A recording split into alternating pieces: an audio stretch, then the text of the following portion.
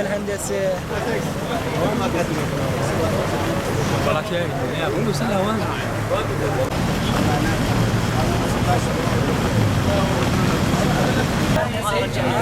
عليهم الحضور ان شاء الله زين.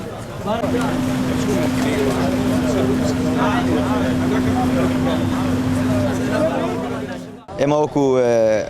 کۆلێژی کارگێڕی ئابووری کە ئەمڕۆ خۆپشاندانمان ئەنجامدا لە ناو بەردەم پارێزگای کەرکووک کە ڕۆژی چوارشەمە بە هەماشەوە ئێمە خۆپشاندانێکمان ئەنجامدا لە هەمان کاتدا داوامانیان کە چوینە ژوورەوە یەکێ لە ئەنجومەنی مەحافەزە با بڵێن لەوێ کە کارگێڕیە دانیشتەکەمانە وتی ئێوە ناوەکانتان بدەن بە ئێمە بەرزی ئەەکەینەوە بە وزارە دواتری ڕۆژ یەکشەمە قەولە ئەمڕۆ کە بڕیارەکە بدرێت لەسەرەوەی کە ئێمە تەهمیش نەکردین و تەعین بکرین لە هەمان کاتدا ناوەکانش کراوە بووە و ڕۆژە 67 نەفەر بوون بەڵام وەکو ئەوەی کە خوێندکارەکان بە عام نەهاتبوون ئێمە دامە نابوو هەموو